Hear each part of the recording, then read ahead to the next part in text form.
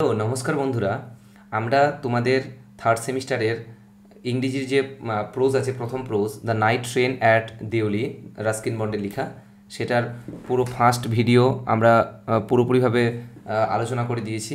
এবং তার সঙ্গে সঙ্গে আমাদের যে দ্বিতীয় যে প্রোজ আছে, অর্থাৎ এপিজে আব্দুল কালামের অটোবায়োগ্রাফি স্ট্রং রুটস, সেটা সম্পূর্ণভাবে বিস্তারিতভাবে এটাকে আলোচনা করে ইউটিউবে দেওয়া আছে। তোমরা অবশ্যই প্লে লিস্টে গিয়ে সেখানে ভিডিওটা দেখে নিতে পারো। তো প্রথম the night train at Deoli প্রথম পার্ট আমরা ইতিমধ্যে কমপ্লিট করেছি। অবশ্যই সেটাকে দেখবে, না হলে তোমরা গল্পটা সম্পর্কে কিছু বুঝতে পারবে না। আজকে তার দ্বিতীয় পার্ট আমরা শুরু করছি। ইতিমধ্যে দেখেছি যে মেয়েটার সম্পর্কে গল্পের কথক সম্পূর্ণভাবে বর্ণনা করেছেন, তার চোখের সম্পর্কে বর্ণনা করেছেন। এবং ইতিমধ্যে গল্পের কথক আছেন হচ্ছে দেউলিতে ট্রেনে বসে আছেন, কামরাতে বসে আছেন। সেখানে কি ঘটে সেটা আমরা নেক্সট পার্টে, অর্থাৎ এই পার্টে আমরা দেখছি। চলো। She stood by window for some time and neither for us said nothing. She stood by my window for some time and neither of us said nothing. সে দাঁড়িয়েছিল আমার একদম জানলার কাছেই, অর্থাৎ এখানে খুব ইম্পর্টেন্ট, এটাকে আন্ডারলাইন করবে। আমার জানলার কাছে দাঁড়িয়েছিল ফর সাম টাইম, কিছুক্ষণের জন্য। জানলা বলতে ট্রেনের যে জানলা ছিল সেই জানলার কাছে, ট্রেনের কামরায় তো বসে আছেন গল্পের কথক সেখানে। And neither of us said nothing, আমরা দুজনের মধ্যে কেউ কিছু বলছিলাম না, চুপচাপ ছিলাম এক কথায়। But when she moved on, কিন্তু যখনই সে এগিয়ে আসলো, I found myself leaving my seat, আমি আমার সিট ছেড়ে উঠলাম। And going to carriage door, এবং দরজার কাছে গেলাম। And stood waiting on the platform, এবং প্ল্যাটফর্মের দিকে তাকিয়ে থাকলাম, অপেক্ষা করতে থাকলাম। লুকিং দ্য আদার ওয়ে, অন্যদিকে তাকিয়ে। এখানে গল্পের কথক এমনভাবে ভান করছেন যেন কেউ দেখতে পাচ্ছে না, এই রকম ভাব, যেন মেয়েটা তাকে তাকাচ্ছে না এরকম করে। কারণ হঠাৎ করে তাকালে তো একটা অন্যরকমের সিচুয়েশন হয়ে যাবে, তাকে ভাববে যে না আমাকেই লক্ষ্য করছে, তাই সে অন্যদিকে তাকাচ্ছে যেন মেয়েটা বুঝতে না পারে। I walked across to the tea stall, আমি হাঁটতে হাঁটতে একটা চায়ের দোকানের কাছে গেলাম। খুব ইম্পর্ট্যান্ট, অবশ্যই আন্ডারলাইন করবে এটাকে। A kettle was boiling over on a small fire, এবং একটা আগুনের মধ্যে ছোট্ট একটা আগুন জ্বলছিল, সেখানে কী ছিল, কেটলির মধ্যে জল রাখা ছিল, সেখানে সেটাকে ফুটছিল, বয়েল করছিল।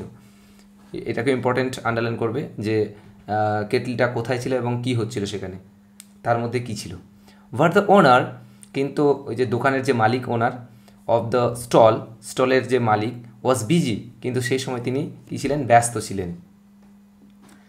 সার্ভিং টি, তিনি কী করছিলেন, চা সার্ভ করছিলেন। সামওয়্যার অন দ্য ট্রেনের মধ্যে। তাহলে এখানে দেখলাম যে ট্রেনের মধ্যে যে চায়ের দোকানের যে মালিক, সে অন্য একটা ট্রেনের মধ্যে কী করছিল, চা সার্ভ করছিল। আর এদিকে গল্পের কথক সেই যে টি স্টল আছে সেখানে তিনি দাঁড়িয়ে আছেন এবং মেয়েটা তার কাছেই আছে। The girl floor at me behind the stall, অর্থাৎ মেয়েটি আমার স্টলের পিছনেই ছিল, অর্থাৎ চায়ের দোকানের পিছনেই ছিল, সে আমাকে লক্ষ্য করছিল, ফ্লো করছিল। এইবার শুরু হবে আসল কাহিনী, খুব ভালো লাগবে তোমাদের গল্পটা। Do you want to buy a basket, she asked. এবার মেয়েটা গল্পের কথককে জিজ্ঞাসা করছে, আচ্ছা আপনার কি কোনো ঝুড়ি দরকার?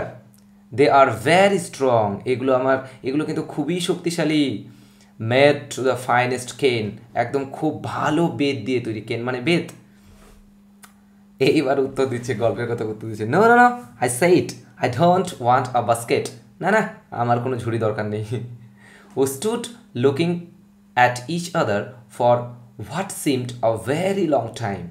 ও স্টুড, আমরা দাঁড়িয়েছিলাম, লুকিং ইচ আদার, আমরা দুজনের মধ্যে পরস্পরের দিকে তাকাচ্ছিলাম, for what seemed a very long time, অনেকক্ষণ ধরে। অর্থাৎ যেটাকে আমরা প্রেমের প্রথম মাধুর্যতা বলি, সেটা শুরু হয়েছে গল্পের কথক এবং মেয়েটার মধ্যে। অ্যান্ড সি সেইড, এবং মেয়েটি বলেছিল, আর ইউ শিওর, আচ্ছা আপনাকে নিশ্চিত, you don't want a basket, যে আপনার ঝুড়ি দরকার নেই। All right give me one, I said, কী করবে, নায়ক তো, এখানে কিছু করার নেই। All right give me one, ঠিক আছে একটা আমাকে দিন তো।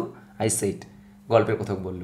And I ঠুক the one on the top, অর্থাৎ তিনি কি করলেন, মাথার উপরে তার ঝুড়িগুলো ছিল, মানে ঝুড়িটি ছিল, সেই ঝুড়িগুলোকে একটা তিনি পারলেন উপর থেকে। কোথা থেকে পারলেন, খুব ইম্পর্টেন্ট, এটাকে আন্ডারলাইন তোমরা অবশ্যই করবে। And give her a rupee, এবং তাকে 1 টাকা দিলেন, খুব ইম্পর্টেন্ট। এবার প্রশ্ন, 1 টাকা দিয়ে আবার ঝুড়ি পাওয়া যায় নাকি? এটা এখনকার দিনে নয়, বহুত আগে এটা লেখা হয়েছিল, অনেক দিন আগে লেখা হয়েছিল, তাই এখানে 1 টাকার মূল্য সেই সময় অনেকটাই ছিল এই হিসাবে। Hardly daring to touch her fingers, তিনি এমনভাবে টাকাটা দিলেন যেন মেয়েটার আঙ্গুলগুলো তার মধ্যে স্পর্শ না করে। খুব ইম্পর্টেন্ট, পুরো লাইনটাকে তোমরা আন্ডারলাইন করে রাখবে, এটাকে পুরোটা। আচ্ছা চলি দেখি, খুব ভালো লাগছে নিশ্চয়ই গল্পটা। As he was about to speak and the guard blew his whistle, যেই তাদের দুজনের মধ্যে এবার কী হচ্ছে, গল্প হচ্ছে। কি বলছে, as he was about to speak, তারা দুজনের মধ্যে কথা বলছে, মেয়েটাও কথা বলছে তার সঙ্গে। The guard blew his whistle. আচ্ছা, ব্লো এর সেকেন্ড ফর্ম হচ্ছে, এর আগে এর ফার্স্ট পার্টে আমরা পেয়েছিলাম ব্লো পেয়েছিলাম, তারপর এখানে ব্লিউ, তারপর ব্লোন, অর্থাৎ তোমাদের গ্রামারের ক্ষেত্রে এটা খুব গুরুত্বপূর্ণ। ব্লো, ব্লিউ, ব্লোন, তাহলে এখানে V2 আছে, ফার্স্ট টেন্সে আছে, যেহেতু এটা গল্পটা আগেই লেখা হয়েছে। দ্য গড কী করলেন, ব্লিউ হিজ হুইসেল, তার বাঁশিটাকে বাজিয়ে দিলেন। অবশ্যই আন্ডারলাইন করবো গ্রামারের জন্য আমাদের এটা। She said nothing, she said something, মেয়েটা কিছু বলছিল, but it was lost in her clanging of the bell and hissing of the engine, এবং ইঞ্জিনের একটা যে ঘর ঘর করে শব্দ, সেটা বাজতে শুরু করলো, মানে শব্দ হতে শুরু করলো, এবং তাদের যে আলাপচারিতা সেটা এখানেই সমাপ্ত হলো। I had to run back, আমি দৌড়ে পিছন দিকে ফিরে আসলাম। টু মাই কম্পার্টমেন্ট, এই কম্পার্টমেন্ট কথার অর্থ হচ্ছে কামরা, যেখানে লেখক বা অর্থাৎ ন্যারেটর যেখানে বসেছিলেন, সেখানে তিনি ফিরে আসবেন। কি করবে, দুঃখ, কিছু করার নেই, গল্প করতে চেয়েছিল। দ্য ক্যারেজ সার্ডার, সার্ডার কথা হচ্ছে কাঁপানো, অ্যান্ড জসেল ফরওয়ার্ড, এবং ধীরে ধীরে আস্তে আস্তে সেটা মুভ করতে শুরু করলো, চলতে শুরু করলো। I watched her as the platform slipped away, আমি লক্ষ্য করলাম যে প্ল্যাটফর্ম থেকে ট্রেনটা আস্তে আস্তে চলতে শুরু করেছে। সি ওয়াজ অ্যালোন, মেয়েটা একাই অন দ্য প্ল্যাটফর্মে, and she did not move, সে সেখান থেকে মুভ করছে না, অর্থাৎ দাঁড়িয়ে আছে। But she was looking at me, সে আমার দিকে এক দৃষ্টিতে তাকিয়ে আছে, অ্যান্ড স্মাইলিং, এবং হাসি দিতে শুরু করেছে।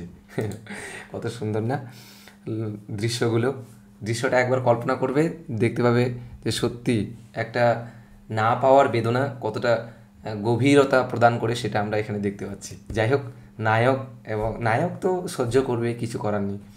I watched her until the signal box came in the way, signal বক্সটি অর্থাৎ ওই যে প্ল্যাটফর্মে যেগুলো থাকে বক্সগুলো, সিগন্যাল পার করার, সেটা বলছে সিগন্যাল বক্সগুলো না আসা পর্যন্ত, অ্যান্ড দেন দ্য সিগন্যাল আসা না পর্যন্ত, এর মধ্যে কি বলছে, I watched her until the signal box came in the way, আমি লক্ষ্য করলাম যে মেয়েটা সেখানে দাঁড়িয়ে আছে যতক্ষণ না পর্যন্ত সিগন্যাল বক্সগুলো সেখান থেকে অতিক্রম করে যাচ্ছে, অর্থাৎ ট্রেনের প্ল্যাটফর্মে যে সিগন্যাল বক্সগুলো আছে সেই সিগন্যাল বক্স পর্যন্ত, অর্থাৎ গল্পের কথক এখানে মেয়েটাকে দেখেই আছে। And then the jungle hit the station, আর তারপরে জঙ্গল অতিক্রম করলো সেই ট্রেনটি, এবং প্ল্যাটফর্মকে অতিক্রম করে গেল। But I could still see her standing her there alone, এবং তবুও যেন মেয়েটা সেখানে একাই কী করছিল, দাঁড়িয়েছিল। এটা সত্যি একটা ভীষণ মানে সুন্দর একটা দৃশ্য দেখতে পাচ্ছি এখানে। ঠিক আছে, পরের অংশ যাচ্ছি আমরা। I set up away for the rest of the journey. I set up, আমি কী করছিলাম, জেগে বসেছিলাম। আওয়েক বলেছে for the rest of the journey, যাত্রাপথের বাকি অংশটুকু, অর্থাৎ গল্পের কথকের এখানে মনে পড়ছে সেই দৃশ্যগুলো যেটা আমরা একটু আগে দেখলাম, যে মেয়েটার সঙ্গে যে আলাপ হলো, এবং সে আলাপের যে দৃশ্যটা, সেই দৃশ্যটা আমরা এখানে লক্ষ্য করছি যে গল্পের কথক এখানে, তাই তার আর চোখের মধ্যে কোনো ঘুম আসছে না, তাই তিনি জেগে আছেন।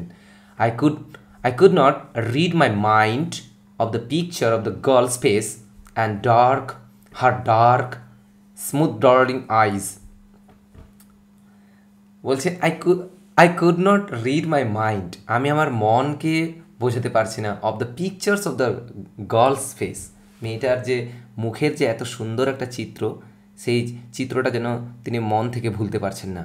অ্যান্ড হার ডার্ক স্মাউডলিং আইজ, এবং তার যে আধো আধো চোখ, সেই চোখ ভরো বা মায়া ভরা চোখ, সেই চোখগুলোকে তিনি ভুলতে পারছেন না। বাট ওয়েন আই রিচড দেহারা, যখন আমি দেহারাতে পৌঁছে গেলাম, দ্য ইনসিডেন্ট বিকাম ব্লার, এই ঘটনাটা আমার কাছে অস্পষ্ট মনে হলো, ঝাপসা মনে হয়ে গেল। অ্যান্ড ডিস্টেন্ট, এবং সেখান থেকে আমি দূরে সরে গেলাম। অর্থাৎ হয় না যে কিছু কিছু ঘটনা দাগ কেটে যায়, কিন্তু কিছুদিন পর আমরা আবার সেটাকে ভুলে যাই। তো এইরকম গল্পের কথকের যেন মনে হলো, অর্থাৎ তিনি যেন ভুলে গেছেন। দেহারাতে কার বাড়ি গেছিলেন যেন? তার গ্র্যান্ড মাদারের বাড়ি, ঠাকুমার বাড়িতে। কী জন্য? ছুটি কাটাতে। কতদিন পর্যন্ত? সেটা হচ্ছে আমরা ভালো করে পড়েছি প্রথম পার্টে, যে মে মাসের শুরু এবং জুলাই মাসের শেষ অবধি, অর্থাৎ 2 মাস। For there were other things to occupy my mind. সেখানে গিয়ে আমার অন্যান্য জিনিসগুলো আমার মনের মধ্যে চেপে বসেছে, অকুপাই করেছে, অর্থাৎ দানা জেগেছে যেটাকে আমরা বলি। অর্থাৎ তিনি এই যে দেউলির যে ঘটনা, মেয়েটার সঙ্গে যেটা দেখা হয়েছিল, সেটা যেন তিনি ভুলেই গেলেন আস্তে আস্তে। It was only when I was making the return journey. It was only when I was making the return journey, যখন তিনি ফিরে আসছেন, তখন হঠাৎ করে যেন আবার সেই দৃশ্যগুলো তার চোখের মধ্যে ভেসে আসছে। 2 months later, কতদিন পর? 2 মাস পর। অবশ্যই আন্ডারলাইন করব, খুব ইম্পর্টেন্ট লাইন এটা, আমি কোট করে দিচ্ছি। That I remembered the girl, আবার যেন মেয়েটার কথা আমার মনে পড়ল। I was looking out for her as the train drew into the station. I was looking out for her, আমি তাকে খুঁজতে শুরু করলাম। অ্যাজ দ্য ট্রেন, যেই মাত্র ট্রেনটা drew into the station, অর্থাৎ সেই স্টেশনে প্রবেশ করলো। And I felt an unexpected thrill when I saw her walking off the platform. আমি আনএক্সপেক্টেড হয়ে গেছিলাম এবং অপ্রত্যাশিতভাবে থ্রিল অনুভব করলাম, একটা বিস্ময় অনুভব করলাম। when I saw, যখন আমি তাকে দেখলাম। সি থেকে saw, V2 ফ্রম, অর্থাৎ ফার্স্টে আছে এখানে। হ্যাঁ, ওয়াকিং আপ দ্য প্ল্যাটফর্ম, যখন আমি তাকে দেখলাম যে প্ল্যাটফর্মে সে হাঁটাহাঁটি করছে। I sprang off the footboard and moved and waved to her.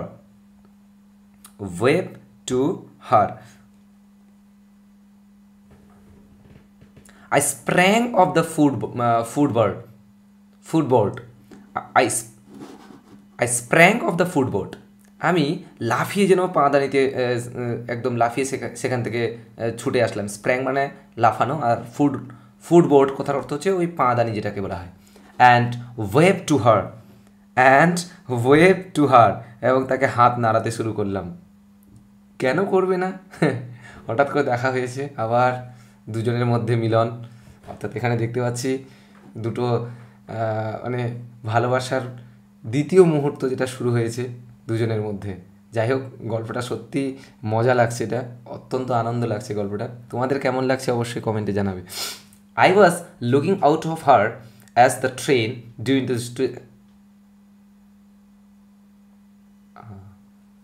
when she saw me, যখন সে আমাকে দেখলো, স্মাইল, সে একটু হাসলো, মৃদু হাসলো। ওরে বাবা! she was pleased that I remembered her. আমরা কি করলাম? she was pleased her, সে অত্যন্ত খুশি হলো। that I remembered her, আমি তাকে যে মনে রেখেছি তাই। মেয়েটা অত্যন্ত খুশি হয়ে গেল। I was pleased that, আমিও অত্যন্ত খুশি হলাম। সে remembered me, সে আমাকে চিনতে পেরেছে তাই। we were both pleased, আমরা দুজনেই খুশি হয়েছি, অত্যন্ত খুশি হয়েছি। and it was almost like a meeting of old friend, যেন মনে হচ্ছে আমরা দুজনের পুরনো বন্ধু, হঠাৎ করে আবার যেন তাদের দুজনের মধ্যে দেখা হয়েছে। পরের অংশ, she didn't go down to the length of the train selling baskets. সে ট্রেন বরাবর ঝুড়ি বিক্রি করতে এগিয়ে গেল না, but came straight into the tea stall. সে থেমে থাকলো কোথায়? ওই টি স্টলের কাছেই, অর্থাৎ যে সেখানে যে চায়ের যে দোকান ছিল সেই দোকানের মধ্যে। তিনি আর কোথাও বিক্রি করতে যাচ্ছেন না তার বাস্কেটগুলোকে। কেন যাবে? নায়ক আছে সামনে। আর ডার্ক আইস, তার যে অন্ধকার বা কালো কালো চোখগুলো, were suddenly filled with light, যেন আলোর মধ্যে আলোতে যেন পরিপূর্ণ হয়ে গেল হঠাৎ করে। বাবা, প্রেমে পড়লে কত কিছুই না এখানে শোনা যায়। তাই পড়েছে তাই। We said nothing for some time but we couldn't have been more eloquent. আমরা কিছুক্ষণ কোনো কথা বললাম না, কিন্তু মনে হলো যেন অনেক কিছু কথা বলে ফেলেছি, তাই তো। উই সেড নাথিং, আমরা কিছু বললাম না, ফর সাম টাইম, কিছুক্ষণ ধরে, but we couldn't have been more eloquent, মনে হচ্ছে সব কিছু যেন তার মধ্যে বলা হয়েই গেছে। বাপরে বাপ। I feel the impulse. I feel the impulse to put her on the train there and then. আমার মনে হয়েছিল তাকে সেখানে ট্রেনে তুলে নিয়ে যাই, তাই তো। আমার মনে হয়েছিল ইম্পালস, আমি ইম্পালস করে তাকে, অর্থাৎ তাকে তুলে নিয়ে যাই, to put her on the ট্রেনের মধ্যে, দেয়ার অ্যান্ড দেন, তারপরে যেন আমার সঙ্গে যেন সে যায়, and take her away with me, আমার সঙ্গে। এই যে বললো, তাকে যেন আমি, আমার মনে হচ্ছে তাকে যেন আমি আমার সঙ্গে তাকে দিল্লিতে নিয়ে যাই, তাই না? I couldn't bear the thought of having to watch her recede into the distance of Deoli station. Deoli station, আমি ভাবতেই পারছিলাম না যে দেউলি স্টেশন ছাড়ার সাথে সাথে তাকে একটু একটু করে মিলিয়ে দেখতে হবে। বাস্তব কথা, কি বলছে দেখি একটু।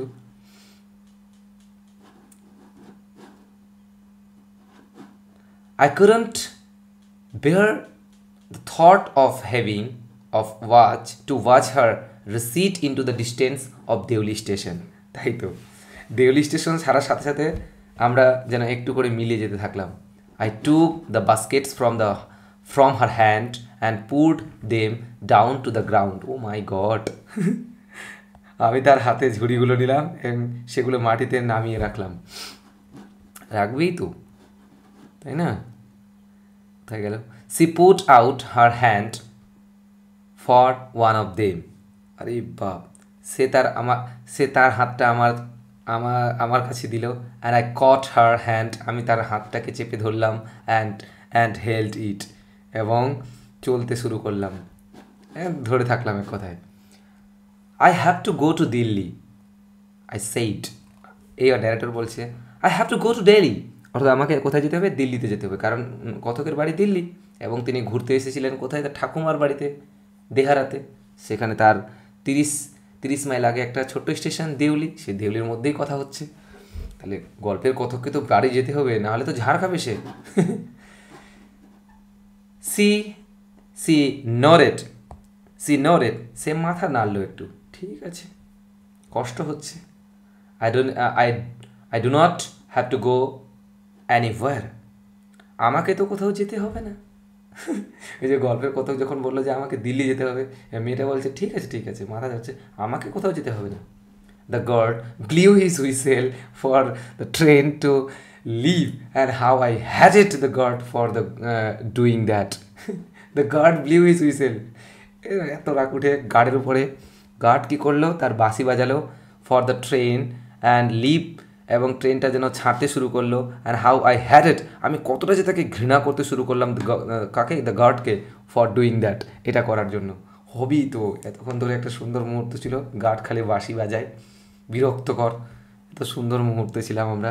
আই উইল কাম অ্যাগেইন, আমি আবার আসবো। আই সেইড, গল্পের কথা বললেন। উইল ইউ বি হেয়ার, তোমাকে এখানে পাবো তো? ঠিক আছে বন্ধুরা, আজকে এখানে আমরা পার্ট 2টাকে সমাপ্ত করছি, অনেকটা সময় হয়ে গেছে অলরেডি। আমরা তৃতীয় পার্টে আরও সুন্দর দৃশ্য দেখব। এখানে যে এত সুন্দর একটা কাহিনী আমাদের দেখতে পাচ্ছি এখানে। যদি তোমাদের ভালো লাগে পড়ানোটা, অবশ্যই চ্যানেলটাকে সাবস্ক্রাইব করে বন্ধুদের সঙ্গে শেয়ার করে দেবে ভিডিওটা, তাহলে সবার সুবিধা হবে। বেস্ট অফ লাক, দেখা হচ্ছে আমাদের তৃতীয় পার্টে।